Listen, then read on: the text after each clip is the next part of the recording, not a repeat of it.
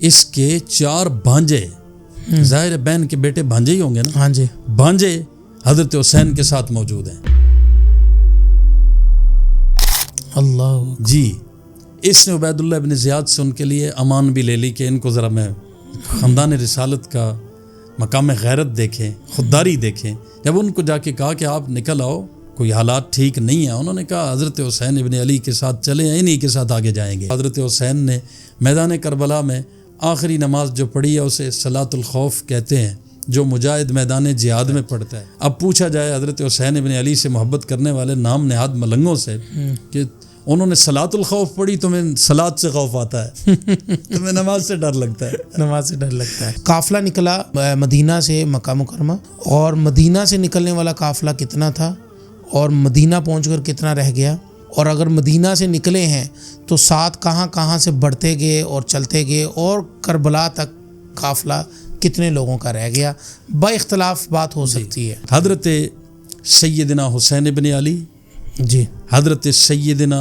محمد بن علی ابن ابی طالب، محمد ہم نے ترتیب اب یہی رکھی، جی جی جی، پھر حضرت سیدنا ابو بکر بن علی بن ابی طالب، پھر حضرت سیدنا عمر بن علی، حضرت سیدنا عثمان بن علی، 5 ہو گئے، جی، اور حضرت سیدنا جعفر بن علی، اور حضرت سیدنا عباس بن علی، اور حضرت سیدنا عبداللہ بن علی، عبید اللہ بن علی۔ یہاں میں نے وہ 2 ناموں کا کہا تھا کہ اگر عبداللہ کو رکھیں ایک ہی تو پھر 8 بنتے ہیں، عبید اللہ الگ نام بھی بعض کتابوں میں آیا، 9 تک تعداد آئی ہے حضرت سیدنا علی المرتضیٰ کے بیٹوں کی، جو کربلا کے میدان میں اپنے بھائی جان کے ساتھ۔ اگر آپ مجھے اجازت دیں تو میں حضرت حسن کے 4 بیٹوں کے نام بھی بتاؤں۔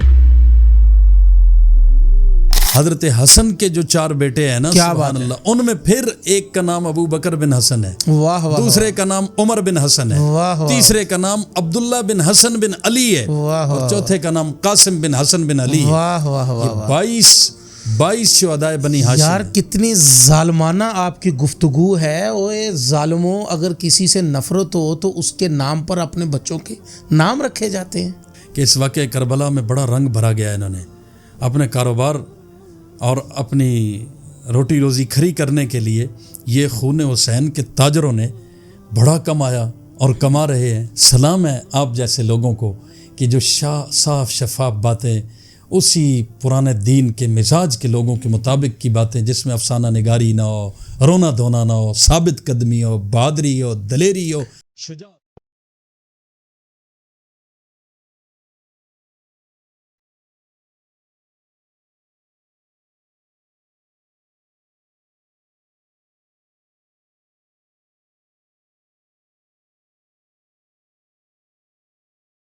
السلام علیکم ورحمۃ اللہ وبرکاتہ۔ ناظرین اکرام، آپ دیکھ رہے ہیں دین اور دنیا ایک ساتھ ود مولانا پوڈ کاسٹ۔ میں ہوں آپ کا ہوسٹ محمد ابو بکر۔ ناظرین اکرام، جیسا کہ آپ نے اس سے پچھلی جو ویڈیو دیکھی تھی، ہم نے اس کے اندر حضرت امام حسین رضی اللہ تعالیٰ عنہ کے وہ ادوار جن کا عمومی طور پر ذکر نہیں کیا جاتا، اس حوالے سے گفتگو کی تھی۔ گفتگو بڑی شاندار رہی، بہت سارے لوگوں کا اچھا فیڈ بیک بھی آیا، بہت سارے لوگوں نے ہمیں اس کے اوپر شاباش بھی دی۔ اور آج ہمارے ساتھ موجود ہیں مفتی ظہیر احمد ظہیر صاحب، اور انشاءاللہ العزیز اسی سلسلے کو کنٹینیو کرتے ہوئے ہم کربلا کے موضوع کے اوپر گفتگو کریں گے۔ یہ کربلا کا موضوع جتنا حساس ہے، اتنا ہی جو ہے اس کے اوپر بات کرنے کے لیے حساسیت اور دلائل اور بڑی جو ہے وہ محتاط رہنا پڑتا ہے انسان کو، کہ کسی کا بھی دامن جو ہے وہ چھڑے نہیں اور بات پوری مکمل ہو جائے۔ تو اس حوالے سے بہت دفعہ بات کر چکے ہیں، لیکن انشاءاللہ العزیز آج کی گفتگو آپ کو شاندار بھی لگے گی، جاندار بھی لگے گی، اور مجھے امید ہے کہ آپ کو یہ پسند آئے گی۔ آئیے آپ کو لے کے چلتے ہیں مفتی ظہیر احمد ظہیر صاحب کی طرف۔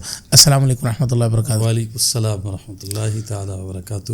آپ کیسے ہیں؟ الحمدللہ، آپ خیریت سے ہیں؟ شکر ہے ماشاءاللہ۔ گزشتہ ہم نے جو کی تھی پوری سیریل ایک ہم نے کی تھی، لیکن الحمدللہ بہت کچھ ہم نے سمیٹنے کی کوشش کی وقت کی کمی کی وجہ سے، اور بڑی وہ شاندار رہی، بہت لوگوں کا اچھا فیڈ بیک آیا۔ مجھے بتائیے کہ ہم نے حضرت حسین رضی اللہ تعالیٰ عنہ کا وہ 15,000 کلومیٹر کا سفر تو بتلایا، تذکرہ کیا، لیکن اس 15,000 کلومیٹر سفر کے علاوہ یہ جو سفر ہے، اس کے اندر جب یہ سفر کی ابتدا ہوتی ہے تو سب سے پہلا میرا سوال ہے اس کی وجوہات کیا بنتی ہیں؟ وجوہات کا تذکرہ کر کے پھر ہم چلیں گے کہ سفر کہاں سے کہاں تک، چونکہ عوام کو پتہ ہے، عوام بڑی دلچسپی رکھتی ہے کہ یہ سفر مکہ سے پہلے مدینہ سے پہلے مکہ کی طرف چلا، پھر مکہ سے یہ سفر چلا، مکہ میں کیوں قیام نہ کیا، اس کی کیا وجہ بنی، پھر یہ سفر کربلا تک کا جو سفر ہے یہ بڑا جو ہے نا وہ سنبھل کر چلنے والا سفر ہے۔ تو آپ مجھے بتائیے پہلے وجوہات کیا بنی کہ جب یہ اپنے بابا جہاں شہید ہوئے تھے وہاں سے ہجرت کر کر مدینے آگے تھے، تو مدینے سے نکلنے کی وہ کون سی وجوہات تھی کہ یہ مدینے سے نکلیں؟ بسم اللہ الرحمن الرحیم۔ آپ کا بھی شکریہ، آپ کے ناظرین و سامعین کا بھی شکریہ، آپ کی پوری ٹیم کا شکریہ، جزاک اللہ، کہ ایک حساس موضوع کو جی جس سے ہمارا دین بھی وابستہ ہے، دنیا بھی وابستہ ہے، آخرت بھی وابستہ ہے، نجات بھی وابستہ ہے، بے شک، اور واقعتاً اس موضوع کو بیان کرنا ایسے ہے جیسے پل صراط پہ چلنا ہے، بالکل ایسے دنیا میں رہتے ہوئے پل صراط کا یہ سفر ہے۔ اللہ تعالیٰ آسانی فرمائیں گے، انسان کی نیت ٹھیک ہونی چاہیے، رب کی رضا مقصود ہونی چاہیے، اور تعصب کی اینک نہیں چڑھی ہونی چاہیے۔ جس کا جو مقام اللہ اور اس کے رسول نے دیا ہے اس مقام کو تسلیم کرنے کا مزاج ہونا چاہیے۔ جی، اللہ تعالیٰ بڑی مدد فرماتے ہیں۔ ہم نے حضرت سیدنا حسین بن علی رضی اللہ تعالی عنہ کی زندگی کو 6 حصوں میں تقسیم کیا۔ پہلا دور ان کی ولادت سے نانا کریم کے زمانے کا، حضور صلی اللہ علیہ وسلم کی رحلت کے بعد۔ دوسرا دور خلفائے ثلاثہ کی خلافت کے زمانے کا، جی، اور تیسرا دور سیدنا علی المرتضیٰ رضی اللہ تعالیٰ عنہ کی خلافت کا، بابا جان کی، اور چوتھا حضرت سیدنا علی المرتضیٰ کی شہادت کے بعد حضرت سیدنا حسن ابن علی کی جو 6 ماہ کی خلافت ہے، اس میں اپنے بھائی جان کے ساتھ ان کا کردار، اور اس میں سیرت حسنی بھی ساتھ ساتھ چلتی ہے، بالکل ایسے کہ 1 سال کا فرق ہے، اور یہ دونوں شبیہ ہیں اپنے نانا حضور کی۔ پھر 5واں دور حضرت سیدنا حسن رضی اللہ تعالیٰ عنہ اور حضرت سیدنا امیر معاویہ رضی اللہ تعالیٰ عنہ کی آپس میں صلح کا دور ہے، اس میں بھی حضرت حسین ساتھ ساتھ ہیں، شانہ بشانہ ہے، اور پھر مدینہ کا قیام بھی اس میں ہے، مدینہ کی مجالس، نماز پنجگانہ، یہ سارا میں نے ذکر کیا تھا۔ اور یہ بھی بات ایک بعد میں جب میں نے غور کیا تو رہ گئی، لیکن آج تو نہیں رہے گی نا۔ حضرت سیدنا حسن رضی اللہ تعالی عنہ نے حضرت سیدنا علی المرتضیٰ کی جو نماز جنازہ پڑھائی ہے، ظاہر ہے حضرت حسین نے نماز جنازہ پیچھے پڑھی ہے اور حضرت حسن نے پڑھائی ہے۔ وہ نماز جنازہ دونوں طبقوں کی کتابوں میں لکھی ہے کہ وہ 4 تکبیرات والی نماز جنازہ تھی۔ اچھا، میں نے کل ایک بات کی تھی کہ پورا سسٹم، نظام، عبادات، حتیٰ کہ فرائض، واجبات، سنن، مستحبات، وہی خلفائے راشدین والی فالو کی گئی۔ جی بالکل، یہ 4 تکبیرات والی نماز جنازہ خود حضرت حسن کی امامت، حضرت حسین پیچھے موجود ہیں، اور حضرت سیدنا علی المرتضیٰ رضی اللہ تعالی عنہ کا جنازہ ہے۔ یہ سارا سلسلہ چلا۔ حضرت سیدنا حسن رضی اللہ تعالی عنہ کی شہادت کہہ لیں یا رحلت کہہ لیں، اس کے بعد حضرت سیدنا حسین ابن علی اکیلے رہ گئے۔ حضرت سیدنا امیر معاویہ سے انہوں نے عہد اور بیعت کو توڑا نہیں ہے، ان کی پوری وفاداری میں رہے، وظائف آتے رہے بدستور۔ وہی 5000 درہم، جی، وہ تو دور فاروقی کے تھے، جی جی جی، جو سالانہ اور ماہانہ حضرت امیر معاویہ نے الگ مقرر کیے تھے، وہ الگ آتے رہے۔ جی، پھر میں نے عرض کیا تھا کہ قسطنطنیہ کے معرکے میں یہ شریک ہوئے اکیلے، حضرت حسن دنیا سے جا چکے تھے۔ یہ دلیل ہے اس بات کی کہ حضرت حسین رضی اللہ تعالیٰ عنہ حضرت سیدنا امیر معاویہ رضی اللہ تعالیٰ عنہ کی وفا میں رہے، پیار میں رہے، اعتماد میں رہے۔ 56 ہجری آیا تو حضرت سیدنا امیر معاویہ رضی اللہ تعالیٰ عنہ نے معروضی حالات کو دیکھتے ہوئے، شام اور پچھلی جو مسلمانوں کی تاریخ تھی، ماضی کو دیکھتے ہوئے، یہ ضروری سمجھا کہ یزید کی ولی عہدی کا اعلان کیا جائے۔ لیکن اس سے پہلے حضرت سیدنا امیر معاویہ رضی اللہ تعالی عنہ نے مدینہ طیبہ کا سفر کیا ہے، ملاقاتیں کی ہیں، امہات المومنین سے ملاقات ہے۔ جن جن حضرات کے بارے میں خدشہ تھا، یہاں میں یہ بات کہنا ضروری سمجھوں گا کہ یزید کو اس معیار پہ قطعاً نہ دیکھا جائے کہ وہ کوئی نیکی اور تقوی میں حضرت حسین رضی اللہ تعالیٰ عنہ جیسے تھے۔ اگر یزید اس معیار پہ ہوتا تو حضرت سیدنا امیر معاویہ کو اتنی تگ و دو کرنے کی ضرورت پیش نہ آتی۔ نہیں، میں یہی میرا سوال ہے، آپ سوال کو ذرا سمجھیے کہ حضرت امیر معاویہ رضی اللہ تعالیٰ عنہ وہ کون سی وجوہات تھی کہ یہ کوفہ سے، ملک جہاں پر ان کا دار الخلافت تھا، دمشق، دمشق سے کون سی وجوہات بنی کہ یہ آئے ہیں، مدینہ آئے ہیں اور مدینہ امہات المومنین کے پاس بھی گئے ہیں، بڑے بڑے صحابہ جو اس وقت موجود تھے ان کو بھی اعتماد میں لینے کی کوشش کی، اور اپنے بیٹے کو یہ جو ہے انتقال کرنے کی کون سی وجوہات تھی کوشش کی گئی؟ ہے بھائی مولانا ابو بکر صاحب، میں چونکہ یہ پبلک عوامی سوال ہے، 6 ادوار میں تقسیم کر چکا ہوں نا سیرت حسینی کو، تو اب میں ظاہر ہے اس ٹریک پہ چلنا ضروری سمجھتا ہوں۔ جی ٹھیک ہے، سوالات کے جوابات بھی ساتھ ساتھ چلے، اور یہ 6 نمبروں میں حضرت سیدنا حسین ابن علی کی پوری سیرت مکمل ہو جائے اور اس خاکے میں رنگ بھرا جائے۔ سبحان اللہ، پڑھنے والوں کے لیے الگ فائدہ، سننے والوں کے لیے الگ فائدہ، دیکھنے والوں کے لیے الگ فائدہ، اور گمراہوں کے لیے بھی ہدایت کا سامان لے کے اس میں آئے، اللہ توفیق بخشے۔ میں یہ عرض کر رہا تھا، حضرت سیدنا امیر معاویہ رضی اللہ تعالیٰ عنہ کو مدینہ آنے میں کوئی رکاوٹ نہیں تھی۔ یہ کلمہ رو اسلامی کے ساری کے حکمران حضرت امیر معاویہ رضی اللہ تعالیٰ عنہ تھے۔ حجاز پہ بھی آپ کی حکمرانی، عراق پہ بھی آپ کی حکمرانی، اور شام پہ بھی آپ کی حکمرانی۔ ظاہر ہے صلح کے بعد یہ ہو گیا۔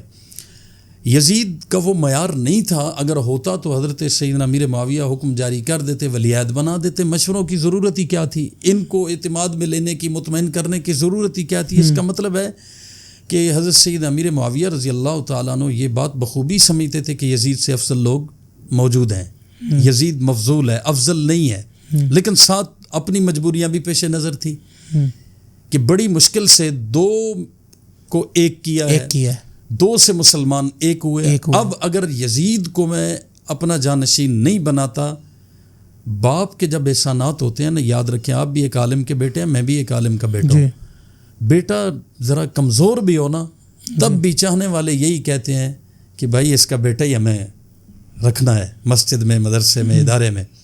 یزید اس معیار کا نہیں تھا، لیکن حضرت امیر معاویہ رضی اللہ تعالیٰ عنہ کی جو مجبوری تھی، اور اس میں وہ بری الذمہ ہے، وہ یہ تھی کہ یہ مسلمان پھر کہیں 1 سے 2 نہ ہو جائیں۔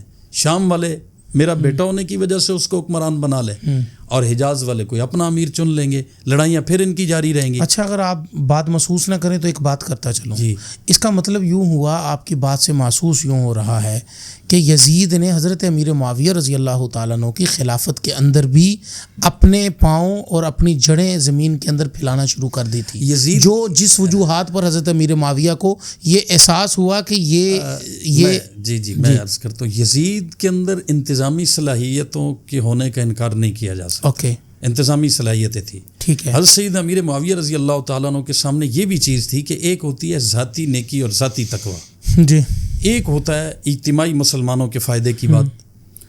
یہ ذاتی تقوی اور نیکی میں بہت کمزور ہے، لیکن ہو سکتا ہے امت کے اجتماعی معاملات میں اس کے لیے اگر بھٹو صاحب کا نام لوں تو کوئی اس میں، وہ ذاتی زندگی میں کیا تھے سب جانتے ہیں، لیکن بعض کام اللہ نے ان سے ایسے لے لیے جو امت مسلمہ کے اجتماعی فائدے کے تھے۔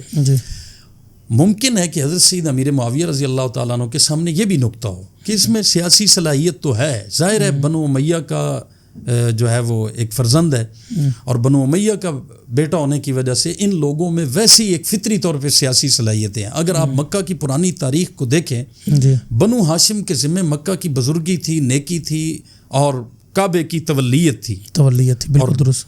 بنو امیہ کے ذمہ مکے کی سیاست تھی۔ ایسے ہی عرب کا جو فوجی نشان تھا جس کا نام ہے عقاب، وہ فوجی نشان ان کے پاس ہوتا تھا۔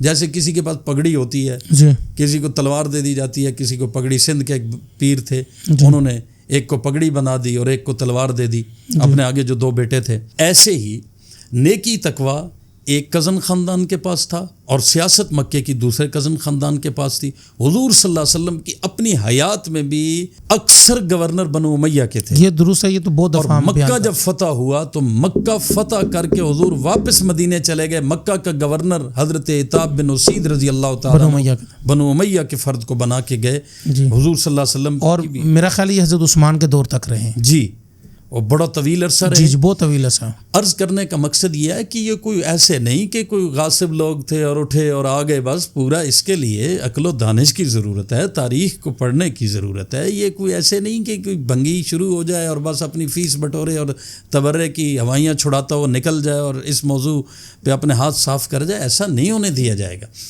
اس کے لیے عقل و دانش کی ضرورت ہے، انصاف کے ترازو کی ضرورت ہے۔ حضرت سیدنا امیر معاویہ رضی اللہ تعالیٰ عنہ تشریف لائے مدینہ منورہ میں، ملاقاتیں کی، اور میں یہ بات بھی عرض کرتا چلوں کہ یزید اور حضرت حسین کا جوڑی کوئی نہیں۔ حضرت حسین اس وقت میدان جہاد میں جانے کے قابل ہو گئے تھے جب یزید پیدا ہو رہا ہے، یہ 23 ہجری میں پیدا ہوا ہے، اور میں نے پچھلی اپنی ریکارڈنگ میں یہ بات کی تھی، گفتگو میں یہ عرض کیا تھا کہ 23 ہجری حضرت سیدنا فاروق اعظم رضی اللہ تعالیٰ عنہ کا آخری سال ہے، اسی میں شہید ہوئے، آخری دنوں میں حملہ ہوا، اور یکم کو آپ کی تدفین ہوئی ہے، تو 26 ہجری میں حضرت حسین سفر جہاد کے لیے نکل چکے تھے، اور یہ جہاد کے ڈھنگ اور سلیقے اور جہاں بانی کے طریقے حضرت سیدنا فاروق اعظم سے سیکھ چکے تھے۔ یزید اس وقت پیدا ہو رہا ہے۔ اب بتائیے کہ ایک صحابی رسول اور صحابہ کی مجلس کے آدمی اور صحابہ کے اجل صحابہ کے صحبت یافتہ اور یزید کا کوئی آپس میں مقابلہ ہے؟ کوئی نہیں۔ حضرت سیدنا امیر معاویہ رضی اللہ تعالیٰ عنہ کے نزدیک اپنی جو شرعی مجبوریاں تھیں انہوں نے رکھی، اور انہوں نے ملاقات کی، حضرت عبداللہ ابن زبیر سے ملاقات کی، حضرت سیدنا حسین ابن علی رضی اللہ تعالیٰ عنہ سے ملاقات کی، حضرت عبداللہ ابن عباس، حضرت عبداللہ ابن عمر، حضرت عبد الرحمن بن ابی بکر۔ یہ پتہ تھا انہیں کہ یہ صحابہ کے بیٹے اور خود صحابی ہیں، صحابہ کے بیٹے ہیں اور صحابی ہیں، بالکل ایسے ہی۔ میں تو صحابی ہوں لیکن میرا بیٹا صحابی نہیں ہے۔ یہ بات حضرت سیدنا امیر معاویہ رضی اللہ تعالیٰ عنہ کے سامنے تھی، اور انہوں نے اپنا جو حق ہو سکتا تھا وہ ادا کیا ہے۔ ملاقات کر کے چلے گئے، اطمینان دلانے کی کوشش کی، اعتماد میں لانے کی کوشش کی۔ یزید کو بھی جا کے اپنے طور پہ انہوں نے جو وصیتیں کرنی تھی وہ کی، کہ جب بات آئے خاندان رسول کی تو نسبت رسول کا پورا احترام کرا۔ حضرت سیدنا حسین ابن علی رضی اللہ تعالیٰ عنہ کے ساتھ انتہائی نرمی کے برتاؤ کی جو وصیتیں حضرت سیدنا امیر معاویہ نے یزید کو کی، وہ دونوں طبقوں کی کتابوں میں موجود ہیں۔ اہل تشیع بھی اس کا انکار نہیں کر سکتے، اہل سنت کے ہاں تو چیزیں موجود ہیں۔ خیر، حضرت سیدنا امیر معاویہ رضی اللہ تعالیٰ عنہ تشریف لے گئے، یزید ولی عہد ہے، اور وہاں سے وظائف آ رہے ہیں، وہاں سے وہی بدستور بنو امیہ کے جو بھی حکمران گورنر متعین ہے مدینہ میں، ان کی بات کو مانا جا رہا ہے۔ ان حضرات نے اگر کوئی اعلان جنگ کرنا ہوتا یا مقابلہ کرنا ہوتا، میں یہ بات کہنا ضروری سمجھتا ہوں، حضرت حسین رضی اللہ تعالیٰ عنہ خلافت کے بڑے محسن کا نام ہے، بالکل ایسے، اگر یہ میرا جملہ ذہن میں رہے، خلافت کے بڑے محسن کا نام حضرت سیدنا حسین بن علی ہے۔ کیسے؟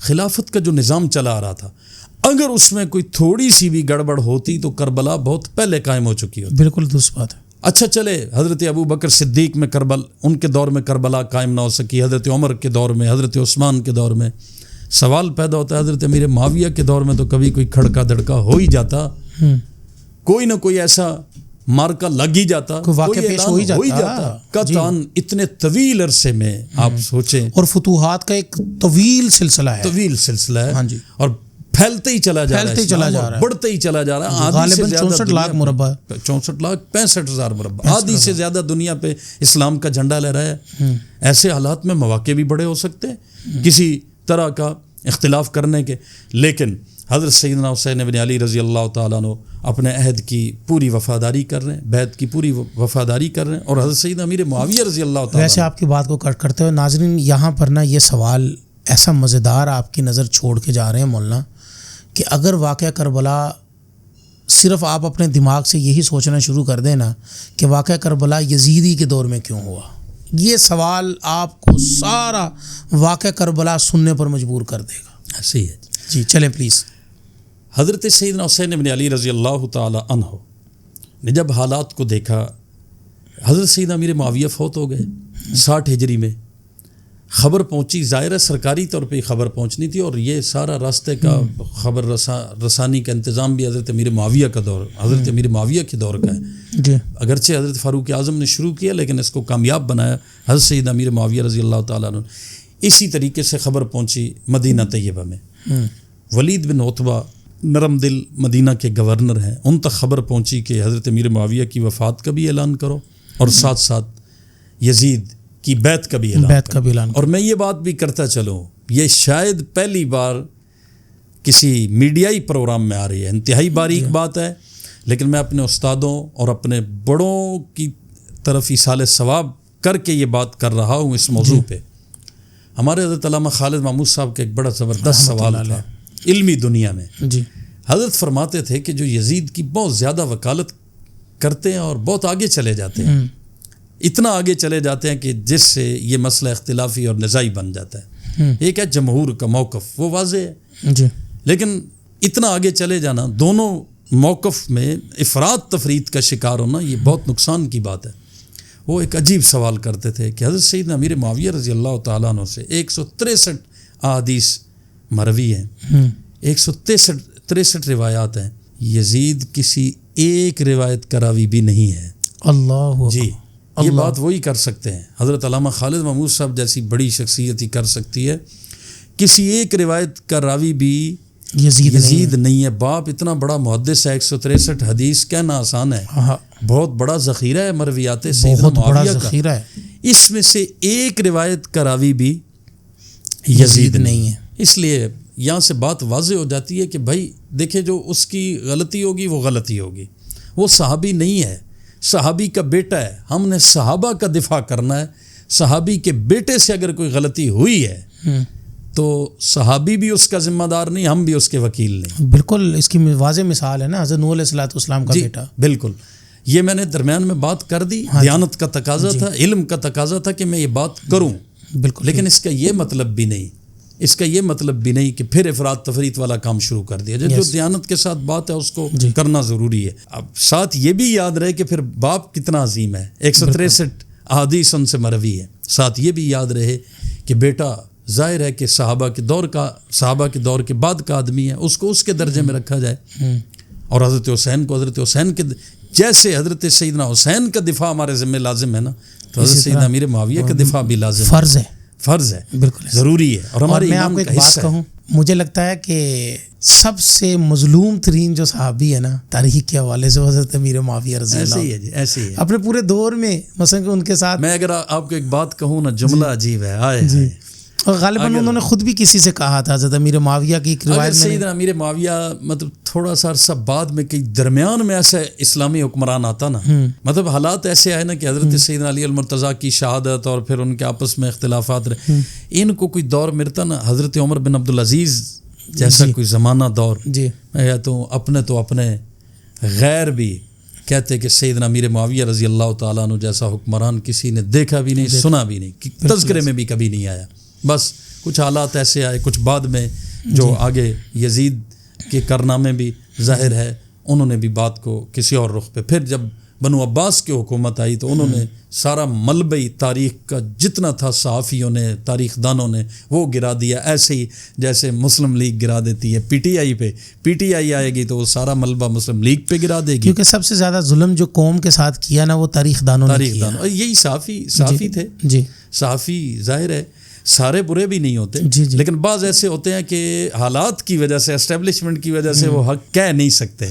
تو صحافی 3 قسم کے تھے مورخ اس وقت کے. آج کے صحافی ایک تو وہ تھے جو پوری طرح اہل تشیع تھے، انہوں نے بھی بنو امیہ کے خلاف لکھا. ایک وہ تھے جن کو بنو عباس کی طرف سے وظیفے ملتے تھے، انہوں نے بھی بنو امیہ کے خلاف لکھا. تیسرا طبقہ وہ بچا کہ جو اگر بنو امیہ کے حق میں لکھنا بھی چاہتا تھا تو حالات کی سختی کی وجہ سے وہ بھی کچھ نہیں لکھ سکا. تو تاریخ پر صرف اگر بھروسہ کریں گے نا تو پھر صحابہ کرام کے خلاف بدگمانیاں اور بنو امیہ کے خلاف اور پھر سیدنا معاویہ رضی اللہ تعالیٰ عنہ کے خلاف بدگمانیوں کا ایک جنگل شروع ہو جائے گا. اس لیے ہم تاریخ کو قرآن و حدیث کے تناظر میں دیکھتے ہیں. جو تاریخ قرآن و حدیث کے ساتھ فٹ بیٹھتی ہے سبحان اللہ، جو تاریخ قرآن و حدیث سے ٹکراتی ہے قرآن و حدیث کو سینے سے لگا لیا جائے گا، تاریخ کو تاریخ کی ٹوکری میں ڈال دیا جائے گا. ٹھیک ہے. خیر، درمیان میں بات اس طرف چلی گئی. حضرت سیدنا حسین بن علی رضی اللہ تعالیٰ عنہ اور حضرت امیر معاویہ رضی اللہ تعالیٰ عنہ تو صحابی رسول ہیں. رہی بات یزید کی، یزید اس درجے کا نہیں ہے. حضرت سیدنا حسین بن علی رضی اللہ تعالیٰ عنہ سے جب بیعت کا کہا گیا، یاد رکھیں 5 بندے ہیں جنہوں نے بیعت سے انکار کیا. حضرت عبداللہ بن عباس، ہم سب سے پہلے ہماری بات چل رہی تھی جہاں سے ہماری بات ادھر ادھر ہوئی ہے، وہ ولی جو گورنر تھے مدینے کے جنہوں نے اعلان کرنا تھا، ولید بن عتبہ. ولید بن عتبہ، ان کے پاس پہنچا یہ پیغام کہ حضرت امیر معاویہ رضی اللہ تعالیٰ عنہ انہوں نے بیعت لینے کا کہا. 5 بندوں نے انکار کیا. حضرت عبداللہ بن عمر، حضرت عبداللہ بن زبیر، حضرت عبداللہ بن عباس، حضرت عبد الرحمن بن ابی بکر اور حضرت سیدنا حسین بن علی رضی اللہ تعالیٰ عنہ. سارے عظیم لوگ ہیں. تھوڑا سا اسی کے اوپر حضرت عبداللہ بن عباس کون ہے؟ حضرت عبداللہ ابن عباس رضی اللہ تعالی عنہ حضرت عباس کے بیٹے ہیں، حضور کے چچا زادے. اور حضرت عبداللہ بن عمر حضرت سیدنا فاروق اعظم کے بیٹے ہیں. اچھا، یہ میں کیوں آپ سے بار بار کہلوا رہا ہوں ناظرین کے لیے. جی. اور تیسرے کون تھے؟ حضرت عبد الرحمن بن ابی بکر. کس کے بیٹے تھے؟ حضرت سیدنا ابو بکر صدیق رضی اللہ. اور چوتھے؟ حضرت سیدنا عبداللہ ابن زبیر. کس کے بیٹے تھے؟ حضرت اسما کے بیٹے ہو. حضرت سیدنا صدیق اکبر کے یہ نواسے ہوئے. جی. تو یہ چار ہو گئے. اور چوتھے ہو گئے پانچ حضرت سیدنا حسین ابن علی رضی اللہ تعالی. یہ 5 شخصیات یہ اسی دور کے تمام صحابہ کے بیٹے ہیں. یعنی کہ اگر آپ ابو بکر کے اوپر تھوڑا سا اپنا ماتھا گرم کریں تو تب بھی آپ ان کے حامی نہیں بن سکتے ہیں. آپ عمر کے اوپر اپنا ماتھا گرم کریں تو میں رافضیوں کو کہتا ہوں نا، عمر پر ماتھا گرم کریں تو تب بھی آپ گویا کہ ان کے خلاف آپ بات نہیں کر سکتے ہیں. دیکھیں حضرت حسین کا ساتھ سب سے پہلے دے کون رہے ہیں؟ آپ تو ماتھے کی بات کر رہے ہیں، بڑا شریفانہ صلی اللہ علیہ وسلم. میں وہ اس لیے کہ میں غیر پارلیمانی گفتگو نہ تو ہر جگہ ہی گرم ہوتی ہے. جی.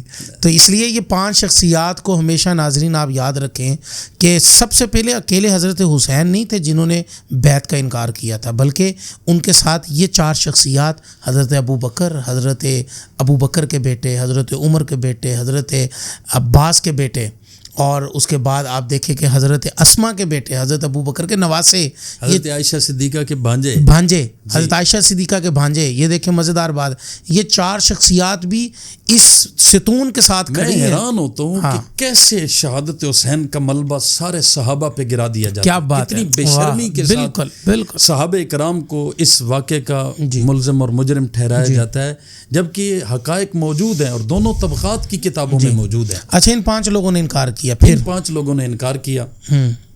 5 لوگوں نے انکار کیا. اسی انکار کے دوران ہی حضرت عبد الرحمن بن ابی بکر تو یزید کی بیعت کیے بغیر ہی فوت ہو گئے. ٹھیک ہو گیا جی. اچھا، اب رہ گئے پیچھے حضرت عبداللہ ابن عباس، حضرت عبداللہ ابن عمر اور حضرت عبداللہ ابن زبیر اور حضرت سیدنا حسین ابن علی رضی اللہ تعالی. اب بات آ گئی رخصت اور عزیمت کی. دونوں شرعی مسئلے ہیں، دونوں رائیں شریعت کی ہے. ایک ہے رخصت اور ایک ہے عزیمت.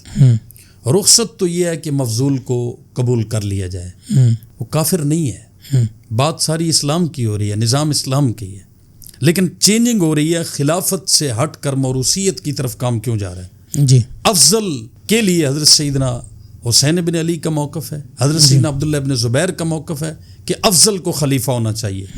تو یہ بات کس طرح لوٹتی ہے کہ مسلمانوں کا جو خلیفہ تھا وہ افضل الصحابہ تھا، اور افضل کے بعد پھر جو افضل تھا وہ خلیفہ تھا. بالکل ایسا. یہ خلفائے راشدین کی اس ترتیب پہ ایک مورد تصدیق ثبت ہوئی ہے حالات سے.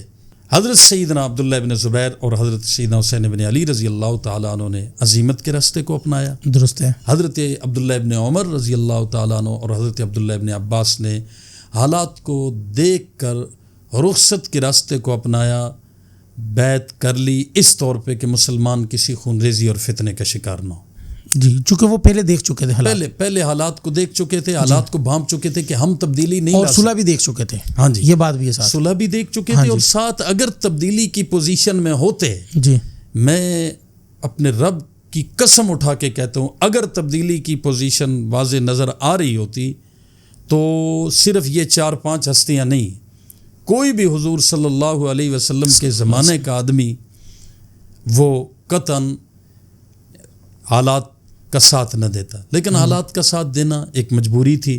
جب دیکھا کہ تبدیلی بھی ہم نہیں لا سکتے، ایسی قابل ذکر اور مؤثر تبدیلی نہیں لائی جا سکتی، حضرت عبداللہ ابن عمر، حضرت عبداللہ ابن عباس نے بیعت کی. حضرت سیدنا حسین ابن علی کے بارے میں آپ یہ بات یاد رکھیے کہ حضرت سیدنا حسین ابن علی رضی اللہ تعالیٰ نے بیعت نہیں کی اور سفر کیا. اب کوفہ سے جو خطوط کا سلسلہ یہ حضرت سیدنا حسین ابن علی کو بڑے پہلے سے آ رہے تھے جی، اور کوئی یہ چھمبے کی بات نہیں ہے. حضرت حسین کا وہاں گھر تھا، ایسے ہی ہے. حضرت سیدنا علی المرتضیٰ کی جائے شہادت ہے. حضرت سیدنا حسن خلیفہ رہ چکے ہیں، حضرت سیدنا علی خلیفہ رہ چکے ہیں. وہاں ان کی اپنی جان پہچان، تعارف تھا، سب کچھ تھا. وہاں سے خطوط آئے.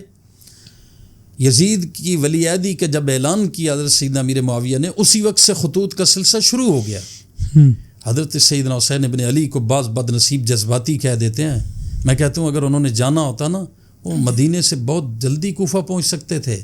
ہاں جی، بہت آسان اور محفوظ سفر ہے، لیکن حضرت سیدنا حسین ابن علی رضی اللہ تعالی عنہ یہ رجب کے مہینے میں چلے ہیں جی، 28 رجب کو چلے جی، مدینہ طیبہ سے، اور 3 شعبان 60 ہجری میں یہ مکہ المکرمہ پہنچے ہیں۔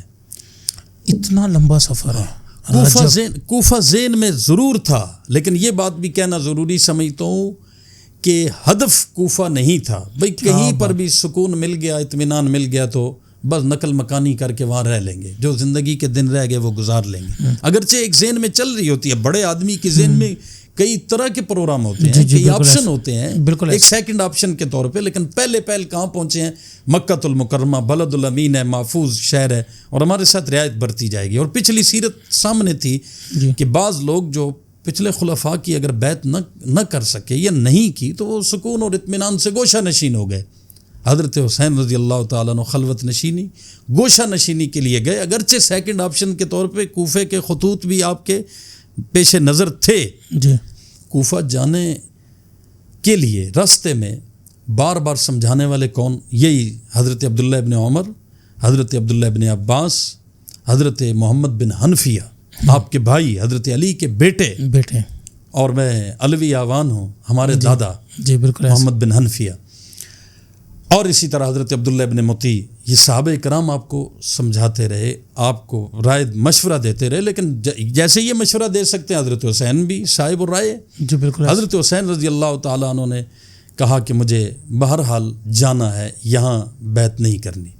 مکہ المکرمہ حضرت سیدنا حسین ابن علی پہنچے ہیں، 4 مہینے مکہ میں گزارے، 4 مہینے مکہ میں گزارے، مکہ المکرمہ میں۔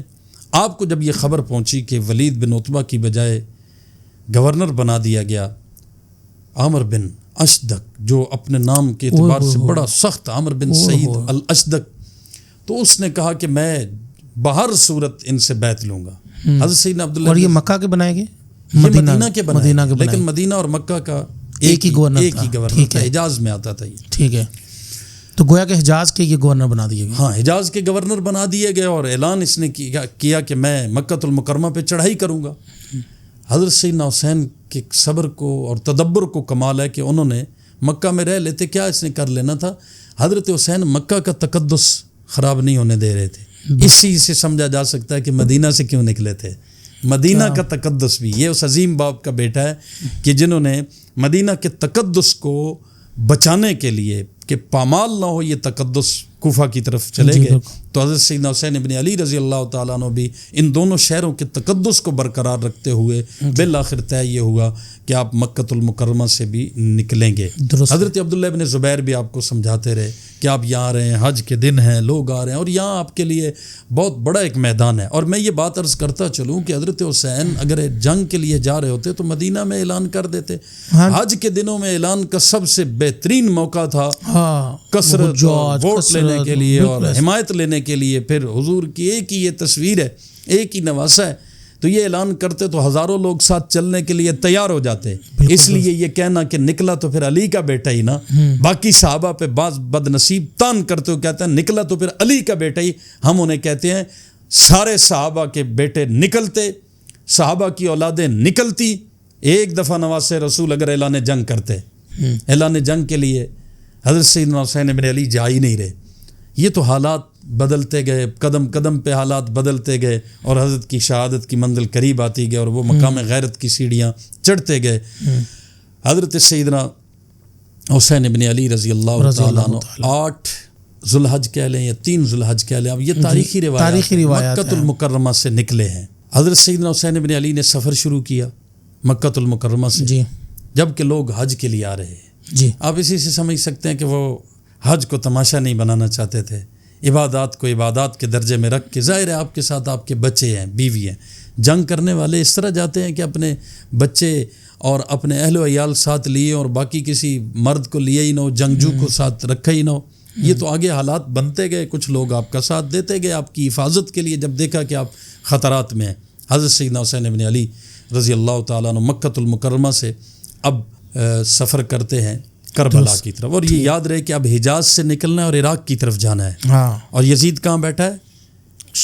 دمشق میں. دمشق میں. اچھا سوال یہ پیدا ہوتا ہے لوگ جب نکلتے ہیں حکومت کے خلاف تو کہاں پہنچتے ہیں؟ ہمارے پاکستان میں اسلام آباد پہنچتے ہیں نا. ہاں اسلام آباد پہنچتے ہیں. دارالخلاف. تو حضرت سیدنا حسین ابن علی دمشق جاتے ہیں نا, دمشق کے لیے پہنچ جاتے اور مدینہ سے ہی کوئی کراس ایسا مارتے اور اعلان جنگ کرتے. یہ ساری باتیں اس چیز کا ثبوت ہیں کہ جنگ کے لیے نہیں جا رہے تھے اور فوری طور پہ حکومت کے خلاف کوئی ایسا ایکشن لینے کی. حالات کو دیکھیں گے, ٹھیک ہے اگر اتنی کثرت ہوئی ہمارے ساتھ, تعداد ہوئی اور ہم مناسب انداز میں احتجاج لیکن ذہن میں خطوط بھی تو تھے نا کوفہ. میں عرض کر رہا ہوں, میں نے پہلے کہہ دیا کہ سیکنڈ آپشن وہ تھا جی, وہ بھی ساتھ ساتھ تھا جی. ایک لیکن آپ سیکنڈ آپشن کہہ رہے ہیں, لیکن علماء اکثر میں نے سنا ہے وہ آپشن ہی وہ بتاتے ہیں کہ تھے ہی خطوط.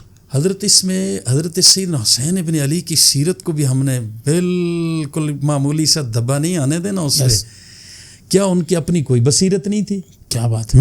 میں نے یہ اس لیے آپ کہا کہ ایک بڑے آدمی کے ذہن میں یہ ساری چیزیں, میں یہی چیز بتلوانا چاہتا ہوں, ساری چیزیں ہوتی ہیں.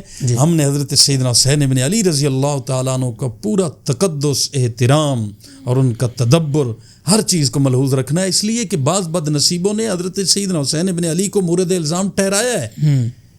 بعضوں نے حضرت سیدنا حسین ابن علی رضی اللہ تعالیٰ عنہ پہ خروج کرنے والا اور باغی اور بہت مختلف طرح کے الزام لگائے. ہم ظاہر ہے کہ اس طرف بھی نہیں جا سکتے, اور میں نے اس لیے عرض کیا یہ بہت باریکی ہے. حضرت سیدنا حسین ابن علی رضی اللہ تعالیٰ عنہ کے ذہن میں یہ ہے بات کہ اگر ایسی پوزیشن بنی, لوگ ہمارے ساتھ ہو گئے اور ہم واقعی رخ موڑنے کی پوزیشن میں آ گئے تو ہم موڑیں گے. بالکل ٹھیک ہے جی. حضرت سیدنا گویا کہ جوش کے ساتھ ہوش بھی ہے. یس, میں یہ بات کہنا چاہتا ہوں, صرف جوش نہیں ہوش بھی ہے, بالکل علم بھی ہے اور بہادری بھی ہے. حضرت سیدنا حسین ابن علی نے یہ سفر شروع کیا, اور اس سفر کی مسافت ہم بتاتے چلیں کہ یہ سفر بنتا ہے 1381 کلومیٹر. مدینہ طیبہ سے یہ سفر, اللہ آپ کا بھلا کرے, کربلا تک کا سفر. اچھا 1381, یعنی کہ گویا کہ 15,000 پہلا جی, تو اب اس میں یہ 16,500 ظاہر ہے دین کے لیے, خلافت کے احیاء کے لیے اور اس پرانی طرز پہ چلنے کے لیے, لہٰذا یہ بھی دینداری ہے. حضرت سیدنا حسین رضی اللہ تعالیٰ عنہ اب جب یہ سفر شروع کیا, بعض کہتے ہیں 14 منازل راستے میں آئیں, بعض کہتے ہیں 12 منازل آئیں. اب ظاہر ہے ہم ایک ایک منزل کی تفصیل میں جائیں گے. اس پر حضرت مفتی محمد شفیع صاحب کا کتاب چاہے شہید کربلا, وہ بڑا شاندار زبردست ہے, اس کو دیکھ لیا جائے. ساری منازل کا ذکر ہے, اور چلتے چلتے حضرت کی ملاقات راستے میں موافق سے بھی ہوتی گئی, مخالف سے بھی ہوتی رہی. ٹھیک, اس میں حضرت کے خطبات بھی سامنے آتے رہے. حضرت کی ملاقات ہوئی مثال کے طور پہ فرزدق شاعر سے, اس نے کوفہ کے حالات پہ نظر ڈالی. اور یہ بات بھی میں کہتا چلوں کہ حضرت نے مسلم بن عقیل رضی اللہ تعالیٰ عنہ کو حالات کی جانچ پڑتال کے لیے بھیجا کہ جاؤ دیکھو تو صحیح یہ خطوط والے, اور 12,000 خطوط کی تعداد ہے. 12,000 خطوط ہیں. جب مسلم بن عقیل وہاں پہنچے تو بیعت کرنے والے 80,000 ہیں. کمال. 12×6=72, تقریباً یوں سمجھو کہ ہر خط کے پیچھے 6 7 بندے ہیں. کیا بات. 12,000 خطوط حضرت شاہ ولی اللہ صاحب نے لکھے ہیں رحمۃ اللہ تعالیٰ. حضرت مسلم بن عقیل نے جب حالات کو دیکھا کہ لوگ میری بیعت کر رہے ہیں, لیکن اب نعمان بن بشیر جو کوفہ کے گورنر ہیں, صحابی رسول ہیں, نیک دل آدمی ہیں, ان کو یزید کی طرف سے پیغام ملا کہ چینج کر کے, معزول کر کے عبید اللہ بن زیاد کو گورنر کوفہ بنا دیا. یہ بصرہ کا حاکم تھا اور فوجی تھا, ضدی تھا. عبید اللہ بن زیاد جب گورنر بنے, اب اس نے راستے ہی سارے بند کر دیے. حضرت حسین تک کوئی اطلاع نہ پہنچے, کوئی پیغام نہ پہنچے. یہاں مسلم بن عقیل نے پہلے والی جو پوزیشن تھی 80,000 والی, وہ خبر تو پہنچا دی. بعد والے حالات حضرت حسین تک پہنچ ہی نہ سکے کہ وہ بھی شہید ہو گئے, اور ان کے جو میزبان تھے ہانی بن عروہ, وہ بھی شہید ہو گئے. لیکن ان کی شہادت کی خبر تو پہنچ گئی تھی نا راستے میں. خبر تو پہنچی ہے, لیکن یہ نہیں پہنچی کہ حضرت مسلم بن عقیل نے جو پیغام بھیجا کہ آپ نہ آئیں, آپ نہ آئیں, ان کی وفاداریاں چینج ہو گئی. خبر تو پہنچ ہی گئی نا شہادت, لیکن یہ خبر ان کی شہادت کے بعد پہنچی. شہادت کے بعد پہنچی. آپ کو بھائی نے کہا تھا کہ آپ نہ آئیں. حضرت حسین سفر کر چکے, سفر کر چکے. اب راستے میں جب یہ خبر پہنچی, اور حضرت اب دیکھیں مجتہد کی, اور مسلم بن عقیل بھی اکیلے نہیں شہید ہوئے, ان کے 2 لخت جگر, اہل بیت کے وہ 2 پھول بھی ساتھ شہید ہوئے تھے. وہ کہ بچ گئے تھے؟ وہ بعد میں اچھا، حضرت مسلم بن عقیل کی اولاد، ابھی ہم تذکرہ کریں گے جب شہداء بنی ہاشم کا تذکرہ آئے گا. صحیح ہے. حضرت مسلم بن عقیل کو حضرت سیدنا حسین بن علی نے اسی انداز سے بھیجا اکیلے. حضرت کو تو وہم و گمان میں بھی نہیں تھا کہ ہمارے خون کے ساتھ ہاتھ صاف کریں گے یہ، اور ہمیں جان سے مارنے کے پروگرام بن چکے. خیر، اس کا مطلب ایک بات یہاں سے کرتے چلیں کہ یزید نے جب گورنر کو تبدیل کیا تو عبید اللہ بن زیاد کو جب گورنر بنایا تو اس کا مطلب یہ ہے کہ 307 کا ارادہ کر لیا اس نے. ہاں بس ہاں ٹھیک ہو ارادہ ہو گیا نا. ہاں ارادہ ہو گیا جی. ہاں میں صاف نہیں کہوں گا اس کو کسی صورت بھی، یہاں ارادہ ہو چکا ہے. ارادہ دیکھیں، ارادہ قتل ہو چکا ہے. ہاں آپ ایسے بندے کو جو ہے وہ متعین کر رہے ہیں جی کہ جو حضرت حسین کے بجائے ان کو راستہ دینے کے راستے تنگ کر رہے ہیں. ان کے لیے ہر راستہ تنگ کیے جا رہے پوری ہیں. دنیا ان کی تھی، ان کے لیے ہر چیز کھلی رکھنی چاہیے تھی. کھلی رکھنی چاہیے. اس نے جب گورنر چینج کیا تو اس کا مطلب یہ کہ وہ ارادہ کر چکا تھا ذہنی طور پر. جب وہ خود چل کے نہیں آیا تو ارادہ تو ہو چکا جی. آپ کسی بڑے آدمی کو کسی بدتمیز کے رحم و کرم کے سپرد کر دیں تو ارادہ تو آپ کر چکے، اس کو ذلیل کرنے کا، اس کو پریشان کرنے کا ارادہ کر چکے. ورنہ حضرت سیدنا حسین بن علی کی عمر بھی اتنی تھی، میں آپ کو بتا چکا ہوں. ہاں بالکل، کہ یہ پیدا ہوا اور وہ جوان تھے. بالکل ایسے. اور ان کی نسبت بھی اتنی اونچی تھی کہ یزید خود چل کے آتا اور جو بھی معاملہ تھا یہ آپس میں نمٹا لیتے اور کانوں کان کسی کو خبر بھی نہ ہوتی. اور نوازتا، اپنا سرپرست بنا کے رکھتا، اپنی آنکھوں میں بسا کے ان کے دیدار کو رکھتا. لیکن ایسا اس سے نہ ہو سکا، مقدر بھی نہیں تھا. حضرت سیدنا حسین بن علی رضی اللہ تعالیٰ عنہ کی شان مجتہدانہ دیکھیں کہ اب ہر مقام پہ حضرت کے موقف میں وہ مجتہدانہ شان جھلکتی نظر آتی ہے. حضرت مسلم بن عقیل کی شہادت کا جب پتہ چلا تو کیا واپسی کا ارادہ کیا یا نہیں کیا؟ کیا ہے واپسی کا ارادہ. ہاں، حضرت نے باقاعدہ یہ سوچ لیا کہ اب مجھے مدینہ والے بھی روکنے والے یاد آ گئے. مکہ میں روک رہے تھے حضرت عبداللہ بن زبیر، حضرت عبداللہ بن عباس، حتیٰ کہ اللہ اکبر، ہاں حتیٰ کہ آپ کے اپنے چچا کے بیٹے حضرت عبداللہ بن جعفر طیار رضی اللہ، وہ باقاعدہ مکہ سے آپ کے لیے امن کا پروانہ لکھا کے آئے گورنر سے کہ آپ اجازت دے دیں میں حضرت حسین کو لے آتا ہوں. حضرت سیدنا حسین بن علی رضی اللہ تعالیٰ عنہ کے پاس پہنچے کہ دیکھیں اب تو آپ کے لیے کوئی مشکل نہیں ہے. حضرت فرمانے لگے لگتا ہے کہ منزل ہماری شہادت ہی ہے. حضرت مسلم بن عقیل کے بھائیوں سے جب مشورہ کیا انہوں نے کہا جی نہیں، جب وہ نہیں رہے تو ہم بھی نہیں رہیں گے، چلنا ہی چلنا ہے جی، جانا ہی جانا ہے. حضرت حسین رضی اللہ تعالیٰ عنہ کی آپ مجتہدانہ شان کو یہاں سلام نہیں کریں گے، بالکل ایسے. ان کی بصیرت کو سلام نہیں کریں گے. جو صرف حضرت حسین کو جذباتی کہہ دیتے ہیں اور ان کی علمی شان اور ان کی نسبت اور ان کی تربیت کو بھول جاتے ہیں، انہیں سوچنا چاہیے. حضرت سیدنا حسین بن علی رضی اللہ تعالی عنہ آگے سفر کرتے ہیں. اب ایک مقام آتا ہے قادسیہ سے آپ نے جانا ہے کدھر؟ کوفہ. ٹھیک، لیکن شان مجتہدانہ دیکھیں کہ حضرت دیکھتے ہیں کہ فوج بھی نظر آ گئی، ہور کا لشکر بھی نظر آ گیا اور کوفہ جانے کے راستے میرے تنگ ہو رہے ہیں. حضرت سیدنا حسین بن علی رضی اللہ تعالیٰ عنہ نے کیا کیا کہ بجائے کوفہ جانے کے اب قادسیہ سے وہ روٹ لیا جو سیدھا دمشق کی طرف جاتا تھا. بالکل ایسے.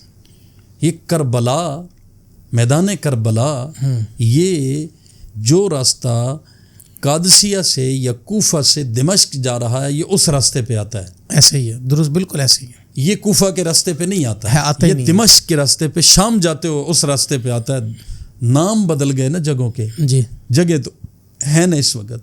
آپ گوگل پہ چیک کر لیں، میپ پہ دیکھ لیں کہ یہی صورتحال ہے. حضرت یعنی کہ آپ یوں کہہ لیں کہ مشرق اور مغرب کا فرق پڑ گیا. جی جی جی ایسے ہی ہے، بالکل بالکل. یہ ادھر ڈائریکشن ہی چینج ہو گئی، ڈائریکشن بالکل چینج ہو گئی، اپوزٹ ہو گئے نا اس کے. ہاں، ادھر جا رہے تھے، جب دیکھا حالات کو کہ جی میرے سامنے فوجیں آ چکی ہیں اور یہ کوفہ نہیں پہنچنے دیں گی، تو آپ نے سوچا کہ کیوں ادھر جانے کی بجائے میں دمشق کیوں نہ جاؤں. اب کوفہ میں جناب ایک تو سرکاری فوجی تھے، دوسری جو رضاکارانہ بھرتی شروع ہو گئی. ہاں، اب کوفیوں کو بھی تو ہم نہیں اس میں بری کر سکتے نا. وہ جو رضاکارانہ بھرتی ہو گئی، انہوں نے جناب عبید اللہ بن زیاد کے تشدد سے بچنے کے لیے حضرت حسین کے خلاف آنے کے لیے، جنگ کرنے کے لیے رضاکارانہ اپنی بھرتی شروع کرا دی. یزید کی فوج بھی تھی لیکن اس میں کوفی بھی بڑھ چڑھ کے تھے. کہ حضرت حسین کا راستہ کیسے روکنا. وجہ اس کی یہ ہے کہ خطوط بھی لکھے ہوئے تھے اور خطوط کے نیچے دستخط یعنی کہ یہ حالاتی ایڈریس لوگ بھی لکھے ہوئے تھے. کوفی سارے حالاتی تھے. حالاتی تھے, یہ موسمی مینڈک. ہاں موسمی. اب جناب یہ حالات ایسے بنے, ابھی تک فوج لے کے ساتھ ساتھ چل رہے ہیں. حضرت سیدنا حسین ابن علی اس کو وقتاً فوقتاً نصیحت کر دیتے ہیں, اور وہ مسلمان تھے, ساتھ نماز پڑھ لیتے تھے. حضرت حسین امامت کراتے تھے. ادھر سے عمر ابن سعد کا لشکر بھی آ گیا. اب یہ فوجی جرنیل ہے, حضرت سعد بن ابی وقاص کے بیٹے ہیں, یہ بھی آ گئے. انہوں نے بھی نرم پہلو اپنایا. شمر ایک کردار ہے جو عمر بن سعد کے ماتحت ہے, نائب ہے, لیکن شمر نے عبید اللہ ابن زیاد کو بھڑکایا کہ حسین اگر یہاں سے نکل گئے نا تو پھر آپ کے قابو نہیں آئیں گے, ان کو جانے نہ دو.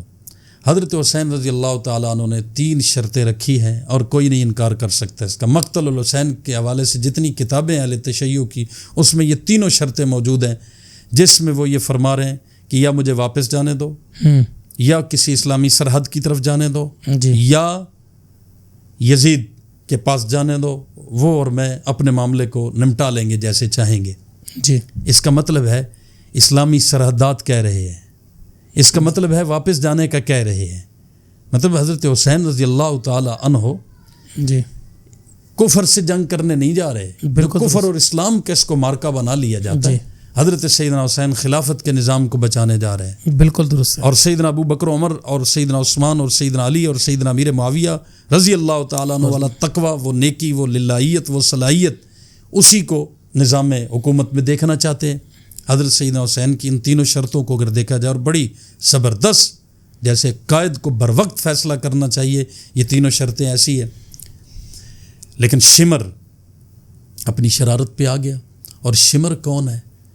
حضرت سیدنا علی المرتضیٰ کی ایک اہلیہ ہیں ام البنین, ان کا بھائی ہے, اور اس کے 4 بھانجے, ظاہر بہن کے بیٹے بھانجے ہی ہوں گے نا. ہاں جی, بھانجے حضرت حسین کے ساتھ موجود ہیں. اللہ جی, اس نے عبید اللہ ابن زیاد سے ان کے لیے امان بھی لے لی کہ ان کو ذرا میں خاندان رسالت کا مقام غیرت دیکھیں, خودداری دیکھیں. جب ان کو جا کے کہا کہ آپ نکل آؤ, کوئی حالات ٹھیک نہیں ہیں, انہوں نے کہا حضرت حسین ابن علی کے ساتھ چلیں, انہی کے ساتھ آگے جائیں گے, انہی کے ساتھ اگلی منزل شہادت کو قبول کریں گے. وہ بھی ہم ابھی شہداء بنی ہاشم میں ان کے نام لیں گے.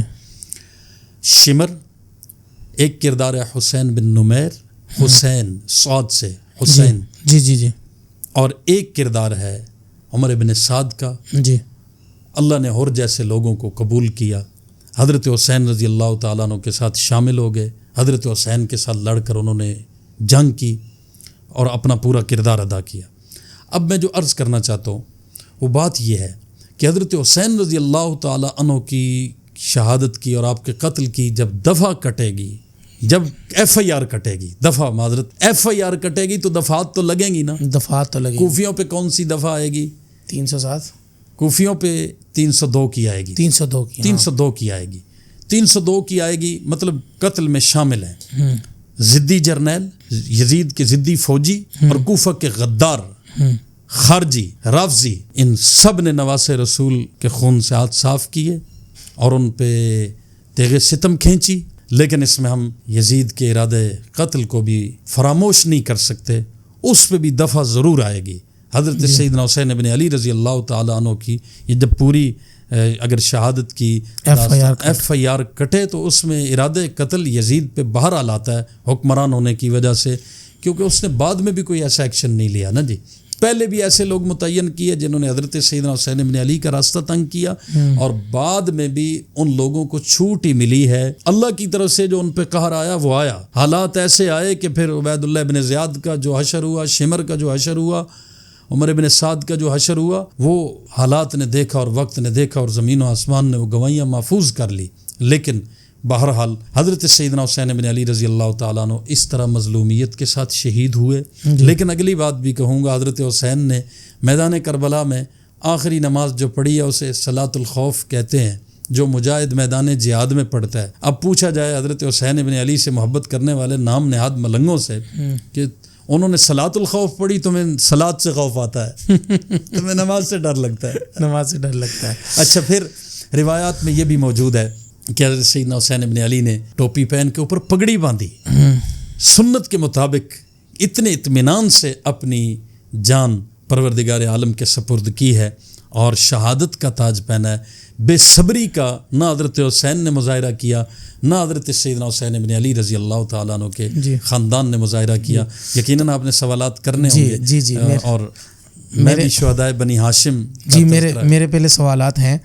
ظاہری بات ہے کہ ہم کنٹینیوسلی آپ کا ایک سلسلہ چل رہا تھا تو میں اس کے اندر سوال نہیں کر پا رہا تھا. سوال یہ ہے کہ یہ قافلہ نکلا تو کتنے لوگوں کا تھا؟ بس میں پھر آگے پوچھوں گا. یہ ایک عجیب بات ہے جی. میں پھر آگے پوچھوں گا ملتے آخر کتنا رہ گیا. چلے میں سوال پورا کر دیتا ہوں. قافلہ نکلا مدینہ سے مکہ مکرمہ، اور مدینہ سے نکلنے والا قافلہ کتنا تھا اور مدینہ پہنچ کر کتنا رہ گیا، اور اگر مدینہ سے نکلے ہیں تو ساتھ کہاں سے بڑھتے گئے اور چلتے گئے، اور کربلا تک قافلہ کتنے لوگوں کا رہ گیا؟ با اختلاف بات ہو سکتی ہے. سچویشن چونکہ بدلتی رہی جی. مدینہ طیبہ سے مکہ المکرمہ تک تو اس میں نہ کوئی بڑا نہ کوئی گھٹا جی. جتنے حضرات چلے اس میں بنو ہاشم کے سارے حضرات چونکہ مدینہ سے گئے تھے جی تو سارے حضرات ہیں. حضرت سیدنا حسن کے بیٹے، حضرت سیدنا علی المرتضیٰ کے بیٹے ہیں جی، حضرت سیدنا حسین کے اپنے بیٹے ہیں، پھر حضرت حسن و حسین کے بھانجے ہیں، حضرت زینب کے صاحبزادے حضرت عبداللہ ابن جعفر کے، پھر حضرت مسلم بن عقیل کے جی بیٹے بھی ہیں، بھتیجے بھی ہیں. ٹھیک ہو گیا جی. ٹھیک ہے. اس کے علاوہ پھر خاندان کے بچے اور خاندان کی مستورات. ٹوٹل کتنے افراد کا تذکرہ ہے؟ تقریباً جب ہم وہاں پہنچیں گے تو وہاں سے 72 سے زیادہ ہیں. یہ بھی میں آپ کو ایک عجیب بات بتاؤں. 72 سے زیادہ تعداد اور اعلی تشیع کی کتابوں میں تو 160 اور 170 نام بھی میں نے پڑھے ہیں. بعض کتب میں نام 150 سے بھی ابو ہیں. لیکن یہ تقریباً تعداد بنتی ہے جو مدینہ طیبہ سے مکہ المکرمہ تک ہے. محتاط اندازے کے مطابق یہ کوئی ایسے 60-65 کا قافلہ آپ اس کو کہہ سکتے ہیں، کم و بیشی. ٹھیک ہے جی. اوکے. اب یہ جب مکے سے نکلتا ہے قافلہ اور یہ قافلہ بڑھتا جب کربلا میں پہنچتے ہیں، جب قادسیہ سے اپنا رخ چینج کر کے کربلا کی طرف یہ جاتے ہیں، تو مجھے یہ بتائیے گا کہ یہ کربلا میں صرف مجھے حضرت علی کے بیٹے کے نام بتائیں، بیٹوں کے. جی ٹھیک ہے. کوفہ سے لینے کے لیے بھی کچھ لوگ مکہ آئے تھے جی، کچھ چند ایک جی. اور ظاہر ہے کہ وہ ان میں سے چند ایک بچے اور باقی وہ بھی کوفہ سائڈ مار گئے. راستے سے بھی کوئی بہت زیادہ تعداد نہیں. زہیر ابن القین کا نام آتا ہے اور ہر جو ساتھ شامل ہو گئے تھے ان کا نام آتا ہے. ایک دو اور ایسے دیہاتی افراد کے نام آتے ہیں جنہوں نے یکدم پتہ چلا کہ یہ تو خاندان رسول کے آدمی ہیں اور حضرت حسین ہیں تو وہ چل پڑے. عرب تھے، لڑنے کے دھنی تھے. آپ نے جو بات پوچھی، حضرت سیدنا علی المرتضیٰ رضی اللہ تعالی عنہ کے صاحبزادے جو کربلا میں شہید ہوئے ہیں ان کی تعداد 8 بنتی ہے. یہ میں نے محتاط بتایا آپ کو کیونکہ بعض ایسے ہیں کہ اگر 2 کا ایک نام ہم شمار کریں تو 8 بنتے ہیں، ورنہ وہ 2 نام الگ الگ شمار کریں تو 9 تک بھی تعداد آئی ہے. 8 ان کے نام بتا دوں جی. بالکل نام بتا. حضرت سیدنا حسین ابن علی جی، حضرت سیدنا محمد بن علی ابن ابی طالب محمد، ہم نے ترتیب اب یہی رکھی جی جی جی. پھر حضرت سیدنا ابو بکر بن علی بن ابی طالب، پھر حضرت سیدنا عمر بن علی، حضرت سیدنا عثمان بن علی، 5 ہو گئے جی. اور حضرت سیدنا جعفر بن علی اور حضرت سیدنا عباس بن علی اور حضرت سیدنا عبداللہ بن علی.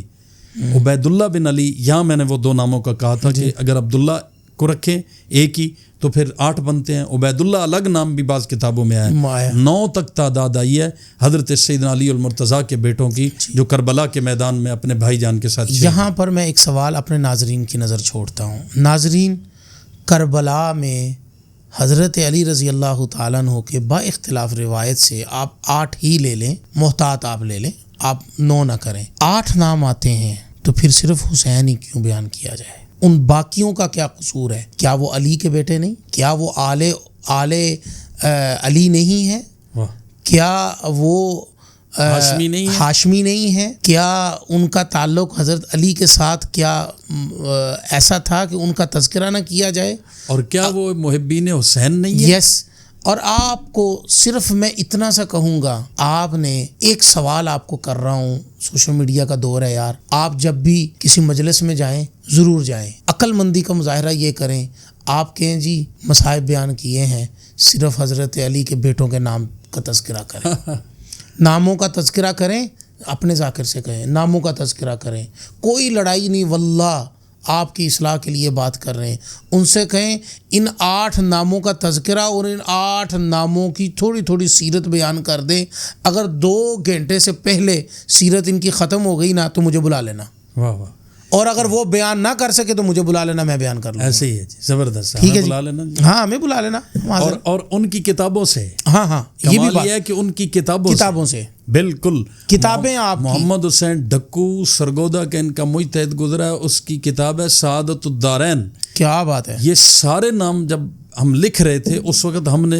اس کتاب کو بھی دیکھا اور کتابوں کو بھی دیکھا، مقتل کی کتابوں کو دیکھا، جادو وہ جو سر چڑھ کے بولے، ان کی کتابوں میں بھی ابو بکر و عمر عثمان علی کے بیٹوں کے نام نظر آتے ہیں، واہ، اور حضرت حسین کے ساتھ کھڑے نظر آتے ہیں، سبحان اللہ، حضرت حسین کے وفاداروں میں نظر آتے ہیں۔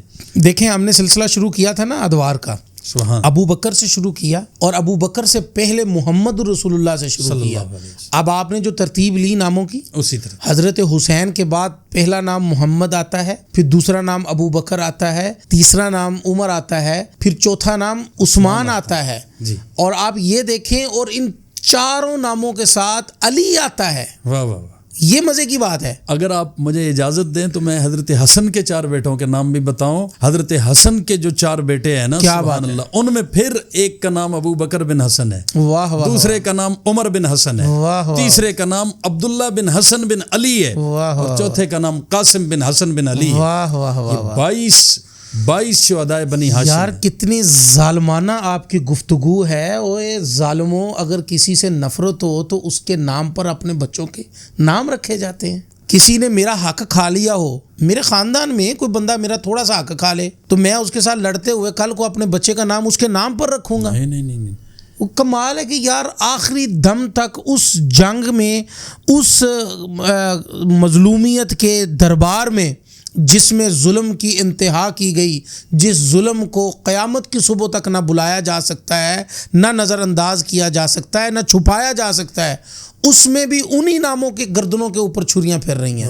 میں تو سمجھتا ہوں کہ رب نے کربلا کے میدان میں بھی نام ابو بکر، نام عمر، نام عثمان کو حضرت حسین کے نام کے ساتھ رکھ کے بتا دیا کہ صحابہ اہل بیت ایک تھے، ان میں جو دراڑ ڈالتا ہے، دوریاں پیدا کرتا ہے، نفرت بیان کرتا ہے، اس کا دین اسلام سے بھی کوئی تعلق نہیں، کربلا سے بھی کوئی تعلق نہیں۔ اب آپ سے میرا مطالبہ ہے کہ آپ جو ہے وہ سیدنا علی المرتضیٰ کی اولاد کا آپ نے تذکرہ کیا، اب آپ اس میں بنی ہاشم کے جو افراد، میں 8 کا تذکرہ کر چکا، حضرت علی کے بیٹے 4، حضرت حسن کے بیٹے 8 اور 4 کتنے ہو گئے جی؟ 12۔ اچھا 12 ہو گئے، 12 کے بعد اب مزید میرے ذمے 10 شہداء بنی ہاشم۔ جی، حضرت سیدنا حسین بن علی کے 2 بیٹے، حضرت سیدنا علی اکبر بن حسین، جی بڑے یعنی علی اکبر تو بعد والوں نے پھر نام لگا دیا نا کہ بڑے، اور سیدنا عبداللہ اصغر بن حسین، واہ، چھوٹے کو اصغر کہا جاتا ہے، اس لیے پھر یہاں سے علی اکبر اور علی اصغر چلا۔ یہ 2 بیٹے حضرت حسین کے ہو گئے رضی اللہ تعالیٰ عنہ۔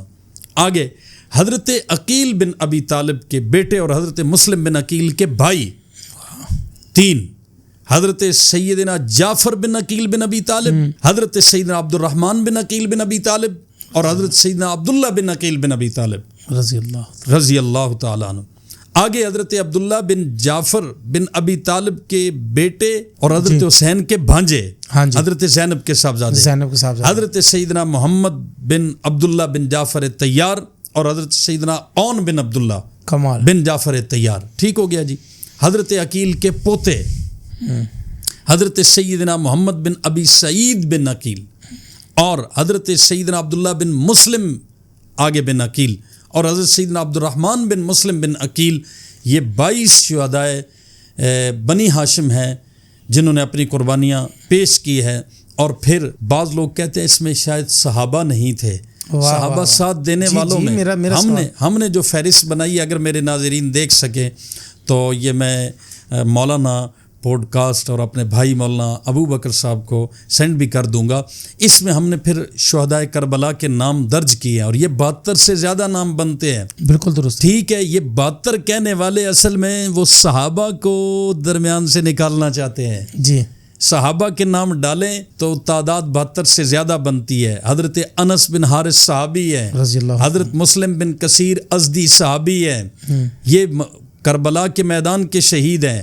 اور حضرت حبیب بن مظاہر اسدی یہ صحابی ہے. حضرت مسلم بن اوسجہ صحابی ہے. حضرت ظاہر بن عمر واسطی کندی صحابی ہے. حضرت فیروز حضرت سیدنا حسن کے غلام ہیں آزاد کردہ, یہ صحابی ہے. حضرت عمار بن ابی سلامہ صحابی ہے.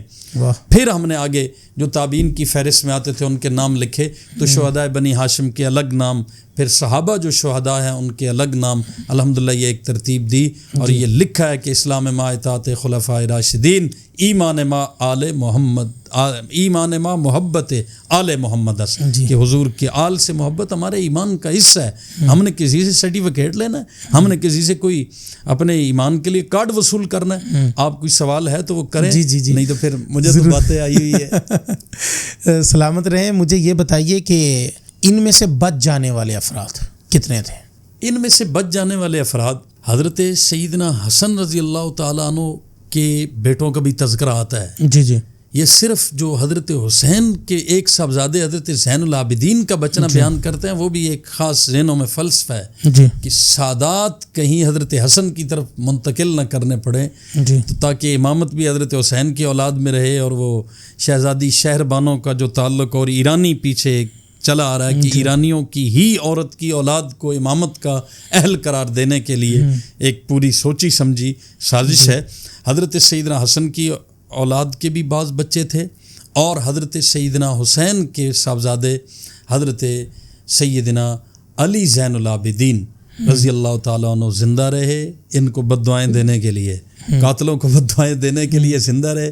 حضرت خواتین تو خیر ساری زندہ رہی نا, خواتین حیات رہیں اور پھر وہ مختلف مراحل سے گزرتی ہوئی خواتین الحمدللہ ہر موقع پہ اسلام کا اپنے ایمان کا اظہار کرتی رہی. حضرت زینب کا خطبہ بڑا یادگار ہے اور ان بد نصیبوں کے لیے کوفہ کے بازاروں میں بددعائیں ان کی بڑی یادگار ہیں اور وہ ان کی کتابوں میں موجود ہیں. کوفیوں کے لیے یزید تو اپنی جگہ جرمدار رہا ہی نا حکمران ہونے کی وجہ سے. دیکھا جائے کہ جنہوں نے خط لکھے, بلایا اور پھر اس خاندان کی بے حرمتی ہوتے ہوئے دیکھ کے وہ سب کچھ برداشت کر گئے اور بعد میں ایک توابین کا گروہ اٹھا اور پھر صحابہ کی قبروں پہ حملے شروع ہوئے اور بنو امیہ کے ساتھ اپنے بغض کا اظہار کیا. لیکن توابین میں بھی بعض لوگ ایسے تھے کہ جنہوں نے یہ سوچ کر کہ وہ یزید کی طرف جانے کی بجائے وہ سیدھے عبید اللہ بن زیاد اور شمر کی تلاش میں نکلے. پتہ انہیں بھی تھا کہ بعض باتوں میں ہو سکتا ہے وہ ملوث نہ ہو. ان فوجیوں کی ہٹ درمی اور مقامی جو ضدی جرنیل تھے ان کی ضد نے حضرت حسین رضی اللہ تعالیٰ عنہ کے ساتھ یہ زیادتی اور ظلم کیا. خیر یہ ایک پورا معاملہ ہے اور بڑا نازک سا ہے. اللہ ہمیں اس میں اس نزاکت کو, حساسیت کو برقرار رکھنے کی توفیق عطا فرمائے. جن کی بے احترامی سے ہمارے ایمان کو نقصان پہنچ سکتا ہے ان کی بے احترامی کا ذرا شائبہ نہ ہے, باقی کسی کا کوئی. آمین. سلامت رہیں. ناظرین یہ تھی کربلا کی وہ حقیقت کہ جو عوامل پیش آئے درمیان میں کہاں سے سلسلہ چلا اور کہاں تک جا سلسلہ رکا. ابھی کربلا میں کس طریقے سے ان کے ساتھ ظلم ہوا اور کون کون ظلم کرنے والا تھا اس کے اوپر ہماری پوڈ کاسٹ آ چکی ہے. وہ آپ نے میرا خیال ہے کہ دیکھ لی ہوگی اگر اب تک اپلوڈ ہوگی.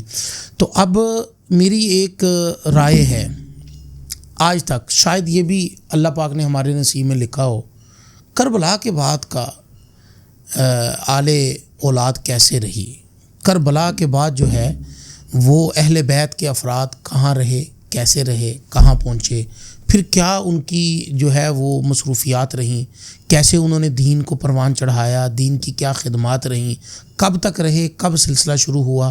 اس کے اوپر بڑی بات کرنے کا ہمیں ایک لمبا وقت چاہیے, تو انشاءاللہ ہم آپ کے سامنے وہ بھی لے کر آئیں گے. اب ہمارے علماء اور طلباء کے لیے چند ایک چیزیں ہیں جو میں حضرت سے پوچھوں گا.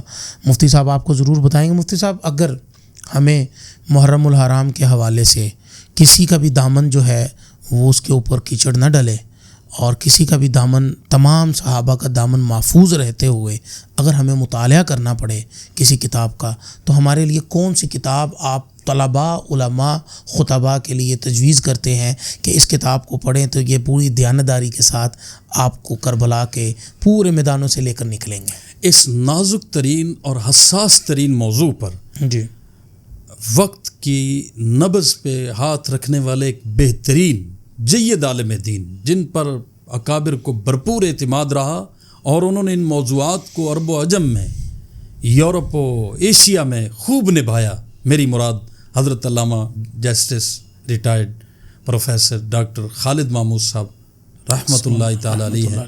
حضرت نے اپنی زندگی میں ہی محرم کی 10 راتوں میں بیان فرما دیے، 10 ہی پروگراموں میں، 10 ہی اپنے، میں مجلس کا نام آتے آتے میں روک لیتا ہوں اس کو کہ کہیں اس سے مشابت نہ ہو، 10 مجلسیں ہی قائم کی، 10 بیٹھنے کی اپنی ترتیبات بنائی، 10 بیانات کیے، 10 پروگرامات کیے، مختلف جگہوں پہ نہیں، ایک ہی جگہ پہ، ایک ہی حلقہ، تاکہ یہ ریکارڈ ہو جائے۔ جی، اور وہ محرم کی 10 راتوں کے عنوان سے حضرت کے 10 خطبات، جو پوری ایک تاریخی دستاویز ہے، یہ لکھی ہوئی نہیں ہے، یاد رکھا جائے، یہ بیانات ہیں کیے ہوئے، لیکن بعد میں دوستوں نے حواشی لگایا، جو ضروری چیزیں تھیں لکھی جانے والی وہ بھی لکھی ہیں۔ محرم کی 10 راتیں بہرحال پڑھیں اور پڑھائیں اور آگے اس کو پھیلائیں تاکہ خوشبو مہکے۔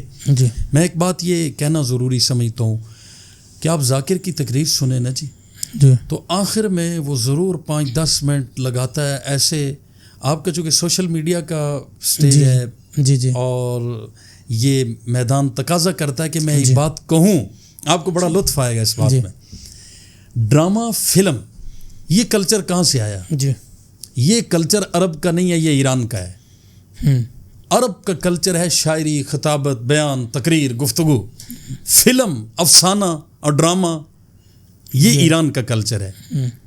آپ غور فرمائیں گے، واقع کربلا کو بیان کر تو ایک اپنے آپ کو علمی کہلانے والا ذاکر بھی نا آخر میں ضرور مصائب پہ آئے گا۔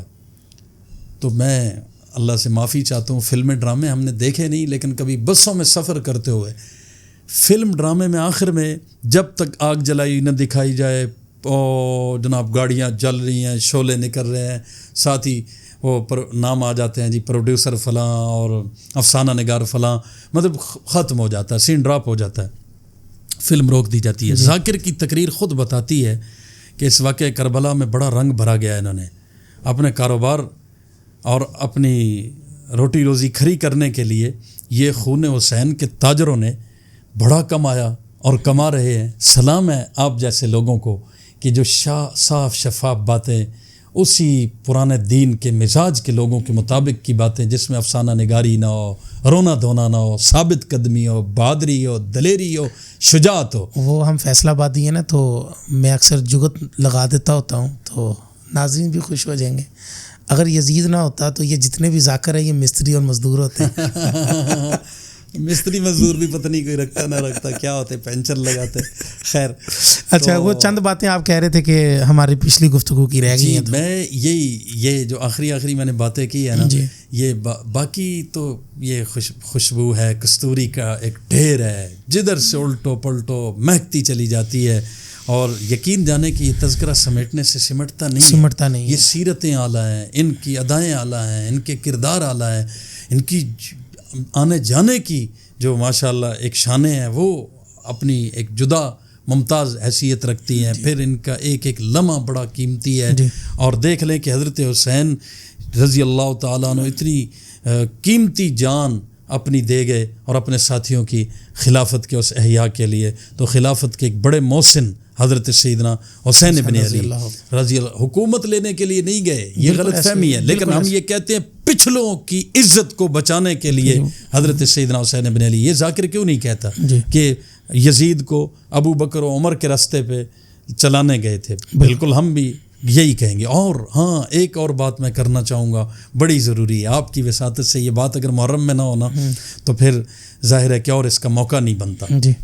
اہل تشیع بھی یزید کے مخالف ہیں، ہم بھی یزید کے حامی نہیں، یزید کے خلاف ہے، لیکن صاف ستھری بات ہے اہل سنت والجماعت کے لیے کہ یزید کے معاملے میں اہل تشیع والا موقف نہ اپنائیں، اہل تشیع یزید کے مخالف ہیں بنو امیہ کا فرد ہونے کی وجہ سے، حضرت سیدنا امیر معاویہ کا بیٹا ہونے کی وجہ سے اہل تشیع. ویسے اتنا میں ان کا مہذب نام لیا نہیں کرتا لے رہا ہوں، ظاہر ہے ایک ہمارا پروگرام اس کا تقاضا کرتا ہے. اہل تشیع حضرت سیدنا ابو سفیان کا پوتا ہونے کی وجہ سے یزید کے مخالف ہیں، بنو امیہ کا فرد ہونے کی وجہ سے یزید کے مخالف ہیں. اہل سنت والجماعت جو یزید سے جتنا جرم یا قصور ہوا ہے اس کی بنا پہ یزید کو قصوروار ٹھہراتے ہیں. اس سے زیادہ بنو امیہ کی طرف یا صحابہ کی طرف یا حضرت سیدنا امیر معاویہ کی طرف یا حضرت سیدنا ابو سفیان کی طرف کوئی انگلی نہیں اٹھنے دیتے اور اس کو ایمان کا خسارہ سمجھتے ہیں. یہ بات میں بڑی واضح لفظوں میں کہہ دوں کہ ہم کسی معاملے میں بھی شیعہ سے اہل تشیع سے کسی معاملے میں کیوں ادھار لیں گے؟ ہم خود پورے لوگ ہیں. ادھورے لوگوں سے ہمیں کسی طرح کا کوئی نقطہ مستعار لینے کی کیا ضرورت ہے؟ کوئی بات وہاں سے لینے کی کیا ضرورت؟ بالکل یزید کے بارے میں بھی ہمارا اپنا موقف ہے، بڑا واضح ہے. اس میں بھی ہمیں تشیع سے ادھار میں کوئی چیز لینے کی ضرورت نہیں ہے. آپ کوئی اور بات کہنا چاہیں؟ اشعار جی وہ چاند اشعار آپ سنا دیں، فرمائش بھی ہے. اشعار آپ کو ایسے سناؤں گا جو آپ نے شاید بہت عرصے سے نہیں سنے ہوں گے. میں نے محتاط لفظوں میں کہا، ہو سکتا ہے سنے بھی ہوں، اس لیے میں نے بہت کہہ دیا. آپ بھی ماشاءاللہ پرانے اس میدان کے شناور ہیں. کتنے عروج پر ہیں ستارے حسین کے، واہ کتنے عروج پر ہیں ستارے حسین کے، دشمن ہے جیت کر بھی ہارے حسین کے. واہ واہ واہ سبحان اللہ. اے خاک کربلا چل تیری پیاس تو بجھی، تو نے پیے لہو کے دھارے حسین کے. واہ واہ واہ. پشت نبی پہ جب وہ سجدے میں چڑھ گئے، واہ لمحات ہو گئے سارے حسین کے. سارے حسین کے. اور ایک اگلا شعر عجیب ہے، کمال ہے. دیکھے دشمنان صحابہ تو یقین ہوا. ایک اشتہار بلیک کلر کا میں نے دیکھا تو اس پہ لکھا تھا پیشانی پہ یہ شعر کہ کچھ دیر فرض کیجئے اگر یہ مجلسیں نہ ہوں، جس میں یہ کہتے ہیں نا کہ تمہیں کیا، سینے ہمارے، خنجر ہمارے. تو ہم نے کہا پھر محلے ہمارے کیوں؟ محلے بھی اپنے لو نا. سینے تمہارے، خنجر تمہارے، ہاتھ تمہارے، تو گھر بھی تمہارے ہو نا، گلی بھی تمہاری ہو، محلہ بھی تمہارا ہو. ہمیں کوئی اعتراض نہیں. اعتراض تو تب ہوتا ہے جب سینہ تمہارا، ہاتھ تمہارا، خنجر تمہارا، گلی ہماری کیوں، راستہ ہمارا کیوں، روڈ ہمارا کیوں. انہی کا شعر لکھا ہوا تھا انہی کے اشتہار پہ کہ کچھ دیر فرض کیجئے اگر یہ مجلسیں نہ ہو، یہ مجلسیں نہ ہو، یہ والی جی کچھ دیر فرض کیجئے اگر یہ مجلسیں نہ ہو، سارا جہان حسین کا قاتل دکھائی دے. تو ہمارے شاعر دوست نے عجیب ہی کمال کیا، اس نے اب یہاں سے ایک مضمون لیا، کچھ دیر فرض کیجئے اگر یہ مجلسیں نہ ہو تو سارا جہان حسین کا قاتل دکھائی دے. کیا مطلب کہ قاتل تو متعین ہو گیا. قاتل خود کہہ رہا ہے کہ میں متعین ہوں بھائی، اب کسی اور کو قاتل مت ٹھہراؤ. ہاں اگر مجلسیں نہ ہوتی تو پھر کوئی بھی قاتل ہو سکتا تھا. مجلسیں کرنے والوں نے خود شعر لکھ کے بتا دیا کچھ دیر فرض کیجیے اگر یہ مجلسیں نہ ہو، سارا جہان حسین کا قاتل دکھائی دے، مطلب قاتل متعین ہے. تو ہمارے اس دوست نے پھر یہاں سے شعر لیا، وہ کہتے ہیں دیکھے دشمنان صحابہ تو یقین ہوا، ہاں یہی ہیں دشمن، یہی ہے قاتل پیارے حسین کے. واہ واہ واہ. یہی ہے قاتل. اس شعر سے انہوں نے مضمون لیا. اچھا آگے وہ کہتے ہیں سکھے کی منڈی کے بھائی عابد ظہور صاحب، یہ بھی ایک دیانتداری ہوتی ہے. عابد ظہور صاحب ان کا نام ہے، تو میں لے دیا ان کا نام بھی. یہ ان کے اشعار ہیں، بہت پہلے انہوں نے لکھ کے دیا ہمیں. آگے وہ کہتے ہیں کتنے عروج پر ہیں ستارے حسین کے، دشمن ہے جیت کر بھی سارے حسین کے. آخری شعر کیا ہے جس کو مقطع کہتے ہیں، وہ فرماتے ہیں کہ جھکتے نہیں، میں اس کو پھر ساتھ اور ملا لیا کرتا ہوں، بکتے نہیں، ڈرتے نہیں، کٹتے ہیں آج بھی جنہوں نے دل میں ہے نقش اتارے حسین کے. واہ واہ واہ. دشمن ہے جیت کر بھی ہارے حسین کے، کتنے عروج پر ہیں ستارے حسین کے. اللہ ہمیں یقیناً اس کا اجر عطا فرمائے. آمین آمین. حضرت حسین کی انشاءاللہ نسبت عطا فرمائیں گے. آپ نے یہ پروگرام ریکارڈ کیا، مجھے موقع دیا، سامعین ناظرین کو سنایا. ناظرین بہت شکریہ، آپ نے اپنا قیمتی وقت دے کر اس پوڈ کاسٹ کو سنا، اور امید ہے جس طرح پچھلی پوڈ کاسٹ کا ہمیں فیڈ بیک اچھا دیا، اس پوڈ کاسٹ کا بھی آپ فیڈ بیک اچھا دیں گے انشاءاللہ العزیز. زندگی باقی، ملاقات باقی. کربلا کے بعد والے تمام واقعات کیسے ہوئے اور کہاں تک سلسلہ چلا اور کیسے یہ سلسلہ جو ہے رکا اور تھما، انشاءاللہ العزیز اس موضوع پر بات کریں گے. اور آپ ہمارے ساتھ رہیے. تب تک کے لیے مجھے اجازت دیجیے. والسلام ورحمۃ اللہ وبرکاتہ. مولانا پوڈکاسٹ، مولانا پوڈکاسٹ.